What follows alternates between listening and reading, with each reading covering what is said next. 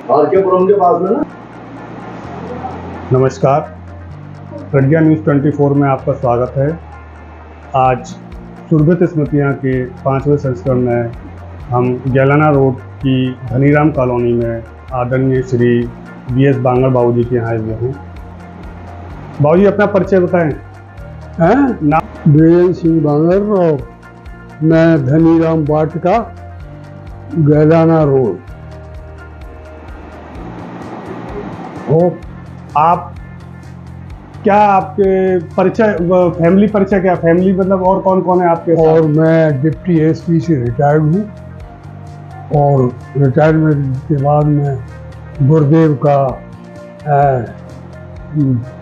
जीवनदानी हूँ। परिवार में और कौन कौन है आपके?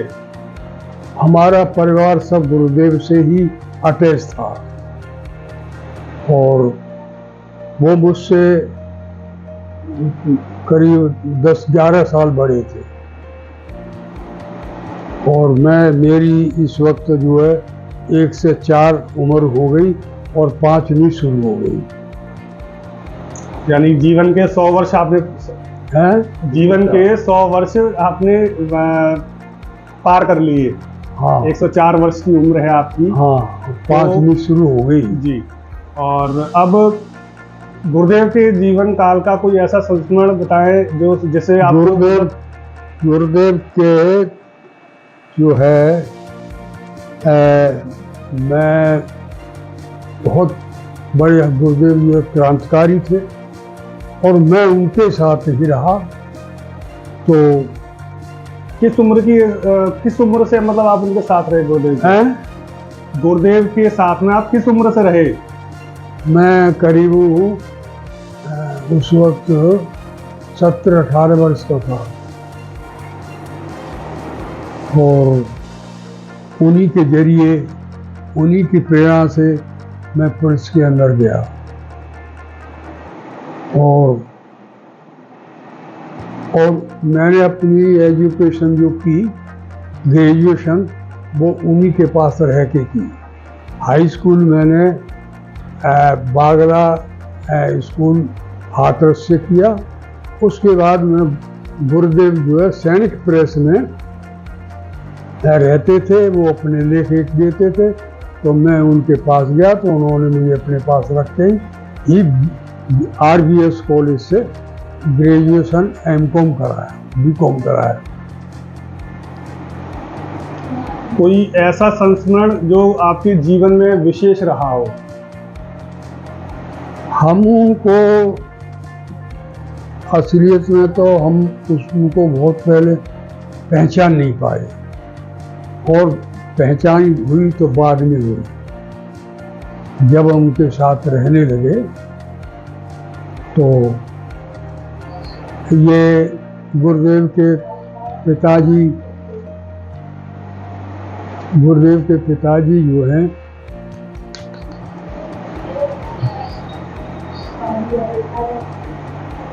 इनका पूरा खानदान जो है वैद्यगिरी की करता था और ये ज्योतिष के बहुत बड़े प्रचंड माने हुए थे, विख्यात ज्योतिष में। और आसपास के सभी लोग जो भी मुहूर्त वगैरह व्यास आदि हो सब इन्हीं से बनाते थे, लेकिन इनसे इनके घर वाले और गांव वाले भी घृणा करने लगे। क्यों कि ये कट्टर आर्य समाजी थे, मूर्ति के खिलाफ थे और ये घर वालों से इनकी नहीं पटी। इनकी माँ क्या नाम था उनका, हाँ, दान कुमार ही ने इनका लालन पालन किया और इनकी पहली शादी जो हुई थी उससे 2 बच्चे हुए, एक ओम प्रकाश लड़का और एक लड़की। और तो ओम प्रकाश तो दादी ने पढ़ाया, इनसे कोई मतलब नहीं रहा, लेकिन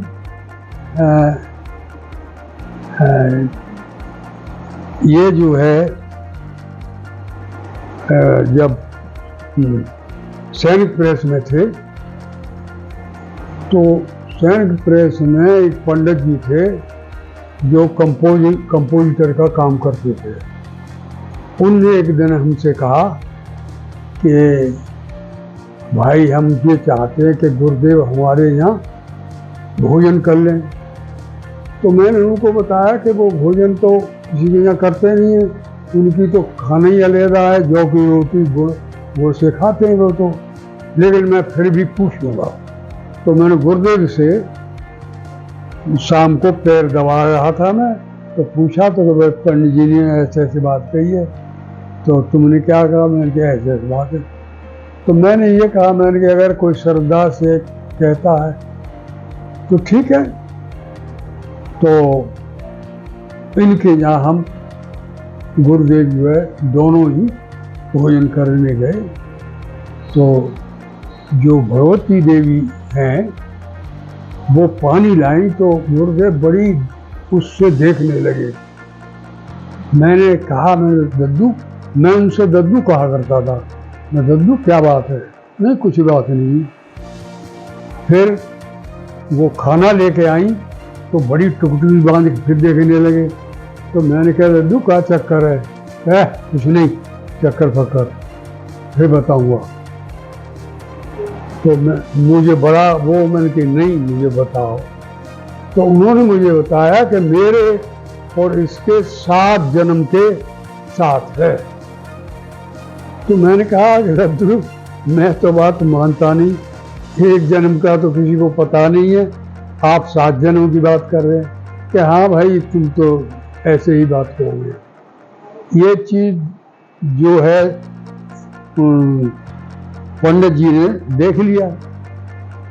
तो पंडित जी ने मुझसे कहा कि भाई मैं अपनी कन्या का कन्यादान ले लूँ अगर गुरुदेव शादी करें तो मैंने कहा मैं पूछ के बताऊंगा।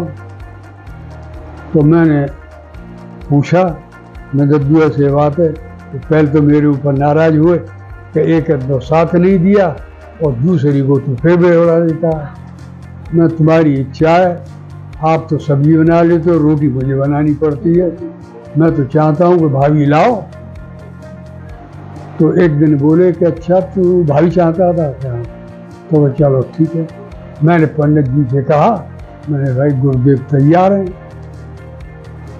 तो शादी जो है उनकी शीतला गली से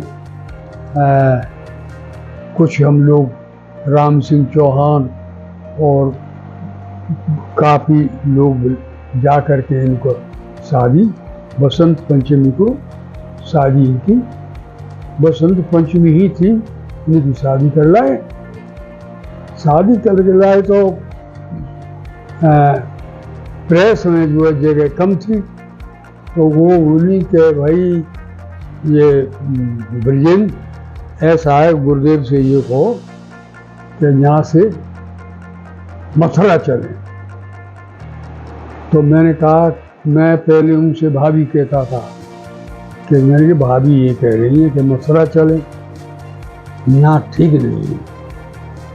तो मथुरा जो है हम गए तो वहाँ घिया मंडी में एक भूतों की कोठी थी, वो किराए पे ले ली। और वहाँ इन्होंने फिर इन्होंने भाभी जी ने कहा कि इनसे कहो कि एक छोटा सा मंदिर बनवाओ। तो वहाँ छोटा सा मंदिर बनवाया, उसमें गायत्री की मूर्ति की स्थापना की। और फिर उनसे कहा कि गुरुदेव आप जो है हवन कराइए और सवर्ण वर्ग के पास बन जाइए, आप हरिजन से मिलो। तो उनका ठीक है। तो वो कुछ हरिजनों में गए कि आप मेरे मंदिर आओ और हवन करो। तो लोग मजाक उड़ाने लगे। तो कुछ बुद्धिजीवी लोग बोले कि अरे भाई हमारा क्या लेते हैं, अगर कह रहे हैं तो हमें कोई नहीं करना चाहिए, देखेंगे तो फिर हमें लोग नल से कुएं से पानी तो लेने नहीं देते, ये हवन करवाएंगे मंदिर। तो कुछ लोग पहले दिन 5-6 लोग आए, उन्होंने हवन किया और ऐसे ही बढ़ते बढ़ते काफ़ी तादाद में हर दिन लोग हवन में सोई आने लगे। जब काफ़ी वो हो गए तो उन्होंने 10 कन्या, देव कन्या और 10 लड़के ऐसे ट्रेंड किए जिनको उन्होंने कर्म कांड पूरा रटाया, ढपली, तबला जी, हारमोनियम सब सिखाया। फिर उनसे कहा कि अब मुझे गुरुदक्षिणा दो। तो उनके लोग जो बोलोगे कि जैसे मैंने तुमको पढ़ाया है, सिखाया है, ऐसे ही तुम एक 10 को सिखाओ और राजस्थान और मध्य प्रदेश की तरफ उतर जाओ तो और तुम्हारी भोजनों की व्यवस्था सब होती चली जाएगी। तो इस तरह से ये गुजरात तक पहुँचे। तो गुजरात वालों ने इनको एकदम ऐसा उठा लिया कि गुजरात वालों ने फिर इनको बहुत कुछ वो किया। तो अब काफ़ी होने लगा। तो फिर इन्होंने 1958 में 1 से 8 कुंडी की यज्ञ की, तो उसमें लाखों आदमी इकट्ठा हुआ। और वहाँ से तो फिर इनके खिलाफ आगरा के, मथुरा के, मैनपुरी के, एटा के पंडित लोग बहुत खिलाफ हो गए और ये कहने लगे कि इनको तो ख़त्म करो, ये तो हमारे पेट पे लात मार रहे हैं, ये तो चमार धोबी, मैं तो सबको पंडित बनाए देते हैं। तो इनका कैरियर बड़ा उसमें आ गया, पुलिस लग गई और इन लोग पंडितों ने सारे रास्ता घेर लिए कि किसी रास्ते से निकल नहीं पा रहे। उस वक्त मेरा पोस्टिंग अलीगढ़ में थी, तो मुझे एकदम याद आई। तो मैं अलीगढ़ से मथुरा आया और मथुरा आकर के गुरुदेव से बोले। तो पंडित लीलापत शर्मा थे, उनके तुम आ गए? मैं कि हाँ, क्यों, क्या बात है? तो गुरुदेव जी बोले कि मेरे के बात तो बताओ कि गुरुदेव की जान बड़े खतरे में है, ऐसे रखा रहे जैसे किसान अपनी मक्का को उठाता है। मैं ऐसी क्या बात है? तो उन्होंने मुझे सारी बताया। तो मैं पुलिस चौकी पे गया तो पुलिस चौकी वाले बोले कि साहब किसी तरह से सारे रास्ते घेर लें, जिस रास्ते से जाएंगे मारे जाएंगे। तो फिर मैंने कहा, दद्दू मैं मुँह पे क्या है, मुँह पे जी एक रिवॉल्वर है और मैं क्या कर सकता हूँ। तो बोले कि चल खाना खा ले। तो हम दोनों यहाँ खाना खाने के बैठे।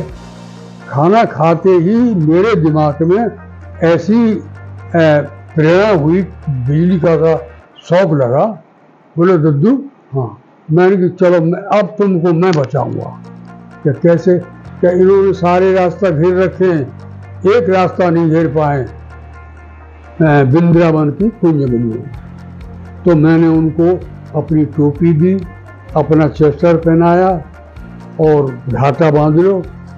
मैं मोटरसाइकिल में बैठा के कुंज गलियों में होके जमुना जी आया। जमुना जी नाव डलवाई और नाव डलवाए के मैं पल्ली पार पहुंचा।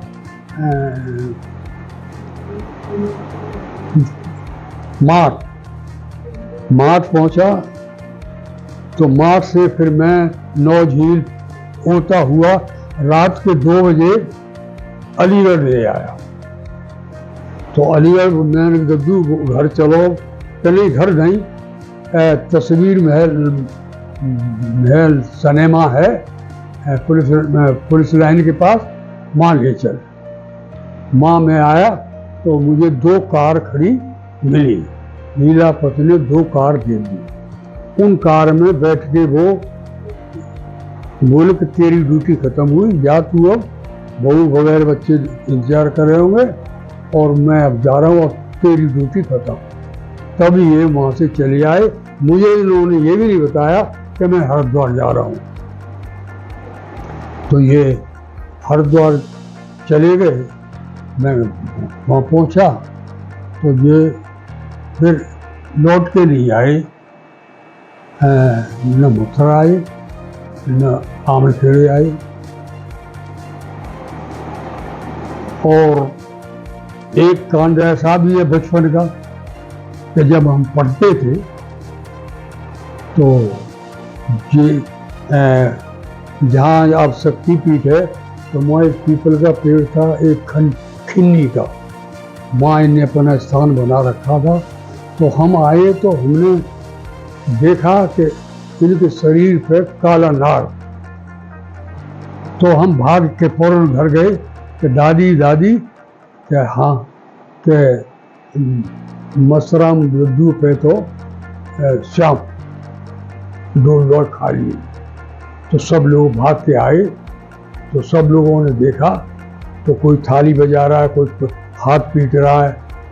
और ये ज़्यादा भीड़ भाड़ देखी तो वो सर्प जो है चला गया, रैंक के पीपल की उसमें चला गया। तो इनकी माता जी ने उस जगह में मस्ता बोले, अरे माता जी तुमने ये क्या किया, मुझे तुमने जोर दिया, मैं शिव जी से प्रार्थना कर रहा था, शिव जी से बातचीत कर रहा था कि तू भाड़ कर रहा था, तेरे ऊपर सांप था, कहीं काट तो ना लो। आई समय कि नहीं वो शिव जी थे, मैं कहीं नहीं काटा हूँ, तुमने गड़बड़ कर दिया। तो उससे हमको कुछ ये ज्ञान हुआ कि ये जरूर कोई न कोई शक्ति है, साक्षात मतलब परम शक्ति है, साक्षात परम शक्ति है। हाँ। तो आमलखेड़े वालों ने, उसने किसी ने उनका, और ये आमलखेड़े वाले और ये आसपास के लोग इनसे खिलाफ क्यों हुए कि एक कौन सी नेता रानी थी, छपको ना, क्या जिनकी सेवा करी थी, जिनकी सेवा करी थी, छपको मेहतरानी थी ना। हाँ, एक मेहतरानी थे, उसके पैर में यहाँ कीड़ा पड़ गए। तो उस वक्त हम जो है मिडिल में बरहन पढ़ते थे, तो उनने हमें चौहन्नी दी कि यहाँ में फिनाइल का तेल ले आना। फिनाइल का तेल लाया मैं, तो बोले कि चले आ। तो उस मेहतरानी के पास गए, वो उन्होंने वो तेल डाला, कीड़ा मारे और फिर उनकी पट्टी की। तो लोग जो है इनके खिलाफ हो गए कि जो तो वही जो मेहतर और क्या वो करता है, इसका बहिष्कार करो।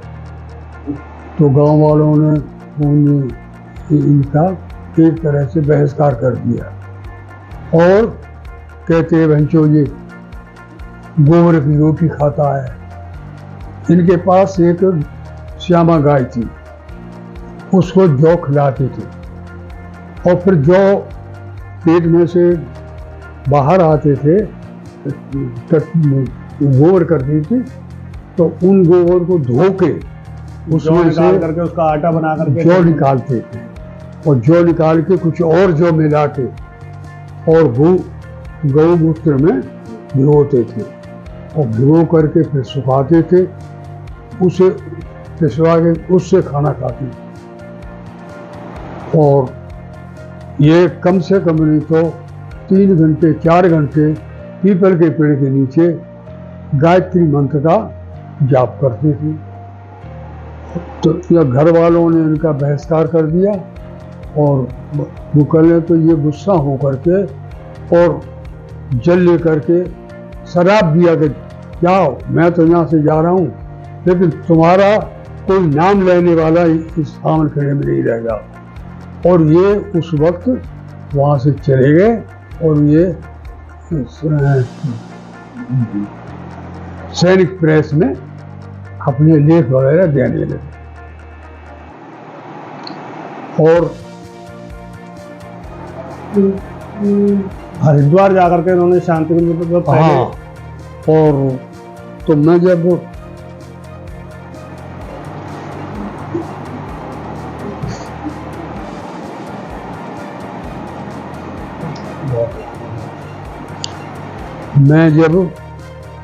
अलीगढ़ में था,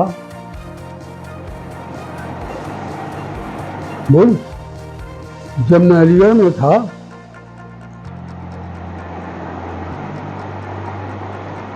तो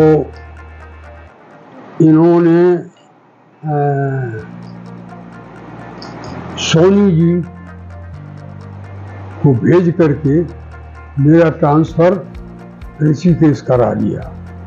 जब मैं ऋषिकेश आया तो मैंने देखा, मैं जा रहा था हरिद्वार, मीटिंग थी, तो मीटिंग में मैंने बोर्ड लगा देखा श्री राम आचार्य। मैंने कहा यहाँ तो सब आचार्य हैं, यहाँ है क्या है। तो मैं जब लौट के आया शाम को तो मैंने फिर देखा तो फाटक बंद था रेलवे का। तो मैं लौट के आया तो देखें तो भाभी और दद्दू दोनों तैयारी में बोल रहे हैं। मैंने कहा दद्दू, अरे तू अब आया है? मैंने कहा दद्दू मैं अभी तो पहाड़ों से गया। और फिर कि नहीं, मैंने बुलाया है, मैंने सोनी को भेज करके इलाहाबाद और तुम्हारा ट्रांसफ़र कराया है। अब तू जहाँ कहेगा माँ तेरा ट्रांसफ़र करा दूँगा, घबराए मत। लेकिन मैंने तो इनको जो है, ये पहले सप्तरी के आश्रम में रहते थे। तो जयपुर के वीरेंद्र सिंह अग्रवाल, हाँ, वीरेंद्र सिंह अग्रवाल ने जमीन दिलवाई। तो इन्होंने सबसे पहले यहाँ अपनी कुटिया बनाई, उसमें रहने लगे और यहीं से फिर इनका पूरा विस्तार हुआ। उसके बाद में धीरे धीरे बढ़ता चला गया। तो मैं उस वक्त आगरा ही भी छुट्टी पे था। तो इनका मेरे पास कार्ड आया कि तुम जहाँ भी हो तुम मुझसे आके फौरन मिलो। तो मैं हरिद्वार गया तो ये उस वक्त अज्ञातवास में थे। तो हिमालय की यात्रा है, हिमालय की यात्रा नहीं, अज्ञातवास में थे। तो मैंने कि मैं आया हूँ दद्दू से मिलूँगा। तो मिश्रा जी जो है ब्रह्मदंड लेके खड़े हुए थे। मैंने कि भाई मैं श्री राम आचार्य से मिलना चाहता हूँ। तो वो किसी से नहीं मिलते हैं। क्यों नहीं मिलते? क्या अज्ञातवास में? अरे मैंने कहा अज्ञातवास गया भाड़ में, मैं उनसे मिलूंगा। मैं जिद करने लगा, मैंने कहा जिद करने लगा तो वो बोले कि अच्छा मैं पूछ के आता हूँ। तो वो गए, तो जा करके हम बोले कि माता जी एक कोई पुलिसिया है और वो ज़बरदस्ती कह रहा है गुरुदेव से मिलने के लिए। तो कौन है कर जाके नाम पूछ गया। मेरे पास आए कि आपका नाम क्या है? मैंने मेरा नाम है ब्रिजेश सिंह बांगड़। तो वो गए अंदर। अरे तो जल्दी लिया, ये गुरुदेव का छोटा भाई है, ऐसा जल्दी लिया जल्दी लिया। तो मैं अंदर गया तो मैंने भाभी जी के पैर छुए। बोले बोल कैसे? मेरे गुरुदेव ने बोला तो कहा हाँ मुझे मालूम है कि तुमको गुरुदेव ने बुलाया है। तो ये बता, खाने की बात बता, मैंने भूख तो लगी है। तो उन्होंने मिश्रा जी को बुलाया कि मिश्रा जी हाँ, कि चौका में क्या है? कि चौका में अमृतान सांभर। तो मैंने कहा कोई बहुत बड़ी चीज़ है। तो लाए तो उन्होंने खिचड़ी ला के रख दी। मैंने भाभी जी ये अमृतांश है, ये तो खिचड़ी है। अरे बोले मत, इसको यहाँ अमृतांश सैनी कहते हैं। तो मैंने इसमें थोड़ा घी डाल दो, मैंने खाया। बोले कि अच्छा। वो अंदर गई कि तुमने बृजेंद्र सिंह को बुलाया था क्या? कि हाँ। क्या आ गया? कि हाँ। तो अच्छा लेके आओ। तो मुझे वो थोड़ा अंदर ले गई। अंदर ले जाके मैंने पैर पैर छुए। दद्दू कैसे याद किया बताओ? कि मैं ये चाहता हूँ कि मेरी माँ का नाम बना रहे। तो उन्होंने नाम कैसे बना? कि मैं उनके नाम का स्कूल खुलवाना चाहता हूँ। तो मुझे अत्यंत खुशी हुई और मैं फौरन ही, मुझसे बोले कि मेरी कोई ज़मीन है? मैंने, मुझे तो पता नहीं है, एक घुरे का है आपका, तो उसमें लोग जानवर बांधते हैं, घूरे डालते हैं 10 बीघे का। तो क्या? अच्छा क्या? तो मैं फलाने टाइम पे आऊँगा तो मुझे वहीं मिलना। तो मैं वहाँ से फौरन ही आया और मैंने पूरे आमल खेड़े में सब में श्री राम दद्दू, मस्तर राम दद्दू आ रहे हैं और वो कॉलेज खुलवाएंगे। तो सब लोग इकट्ठे हो गए। ये आए, इन्होंने 3 परकम्मा उस खेत की लगाई और एक कोने में 7 मीटर गवा के कहा। तो हमने कुछ पैसा इकट्ठा कर लिया। तो वो हमारे बैठ बोल गई, मुझे मन दो, आप इसी से काम करो बोला। तो बांस की टटियाँ बनाए के 5वीं तक का स्कूल खोला और स्कूल खोल करके धीरे धीरे रुपनू के रामवीर सिंह चौहान आए। तो उन्होंने इतनी मेहनत की कि 8वीं तक कर दिया और बिल्डिंग बनवाना शुरू कर दिया। उसके बाद उन्होंने हाई स्कूल तक की मान्यता ले ली और इसी तरह से इनका यहाँ फिर लोग आए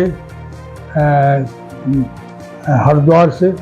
तो यहाँ शक्तिपीठ की स्थापना की और जब से फिर इनके घर को तोड़ के वहाँ पर इनका बहुत कुछ बना दिया था। फिर अब वो भी तोड़ा करके उनका बहुत पक्का महल, जो जिस कोठरी में गुरुदेव ने दर्शन दिए थे, उस कोठरी का भी उद्धार किया। लेकिन उसके बाद वो फिर यहाँ नहीं आए। फिर मैं इनके साथ में छुट्टी लेके हरिद्वार जाया करता था। और तो इनके पास एक परिहार फौजी था। तो वो ये सन 62 में जो लड़ाई हुई थी चाइना से, उससे भागा हुआ था। तो गुरुदेव के वहाँ पड़ा था। गुरुदेव ने उसको सांत्वना दी, अपने पास रख लिया। उसके बाद उसने बहुत मेहनत की। गुरुदेव का हौसला इंचार्ज हो गया और उसने बहुत कुछ मेहनत करके शक्तिपीठ को उठाया। और बोलो बहुत अब आप क्वेश्चन करो एक आध कोई, तो उसका मैं जवाब दूँ। बहुत बहुत धन्यवाद बाबू जी आपको गुरुदेव के जीवन के संस्मरण बताने के लिए। और आपने जीवन उनके साथ में अपना निर्वाह किया, उनके निर्देशों का पालन किया और आज उनका जो गतिविधि है और जो भी उनके कार्यकलाप हैं वो अपितु ना ही आवलखेड़ा बल्कि पूरे जिले से ऊपर प्रदेश से ऊपर देश और देश से ऊपर विदेशों में भी आज हमारे कार्यकर्ता मौजूद हैं। तो इसी क्रम में बाबू जी आपका बहुत बहुत धन्यवाद। आपने गुरुदेव से एक छोटा सा परिचय हम लोगों का कराया और हम चाहेंगे कि आपके माध्यम से वो परिचय हमारे दर्शकों तक जाए। धन्यवाद। जैसा कि आपकी उम्र है 104 वर्ष के आप हो गए हैं और 5वें वर्ष में आपका प्रवेश है। आपकी आजकल के जो बुजुर्ग हैं वो 60, 70, 80 से ज़्यादा नहीं चल पाते। आपकी इस उम्र का राज क्या है? ये सब मेहरबानी गुरुदेव की है, क्योंकि मैंने गुरुदेव के साथ रह करके पान, बीड़ी, सिगरेट, गुटखा सुटखा आज तक कोई नहीं खाया। और मैं बस बहुत ही सादा भोजन करता हूँ। सुबह शाम खूब व्यायाम करता था, घूमता हूँ ऐसा। और मैंने अपने जीवन में पुलिस में रहते हुए कभी रिश्वत नहीं ली, और मैंने अपना नाम कमाया है, मैंने पैसा नहीं कमाया है। कह सकते हैं कि आपका जीवन एक सादा जीवन उच्च विचार वाली श्रेणी में आता है। सादा जीवन उच्च विचार मतलब साधारण जीवन आपने व्यतीत किया है। कोई नशे में आपने कुछ भी मतलब किसी भी चीज, किसी भी तरह के नशे को आपने हाथ नहीं लगाया। मैं तो भाई देखिए, जो कुछ भी है मेरे ऊपर गुरुदेव की बड़ी मेहरबानी रही है, और बड़ा उन्होंने मुझे प्यार दिया। मेरी हर कठिनाई को उन्होंने दूर किया। आपको एक छोटा सा किस्सा और बताता हूँ कि मैं भी इनको इतना नहीं जानता। जब ये मथुरा में थे तो एक सामलिया मेहतर था, उसका लड़का ख़त्म हो गया। तो मुझसे गुरुदेव बोले कि देख रोक ब्रिजेश जी कौन क्या है। मैंने अरे रुको क्या बात है। तो मैंने जाकर कहा कि साहब सामलिया का लड़का ख़त्म हो गया है, तो उसे दफनाने जा रहे हैं कि नहीं। तो गुरुदेव आए, गुरुदेव ने जल लिया और चींटा मारे, लौंडा बैठा हुआ हो गया। तब से हमको ये बिल्कुल ज्ञान हो गया कि ये बहुत कुछ बड़ी शक्ति है, और वास्तविक शक्ति है। क्यों कि एक कांड हमसे भी हो गया था कमला नगर में। हमने 5 जाटों को मार दिया। तो हम बड़े अब वो हो गए कि अब क्या करें।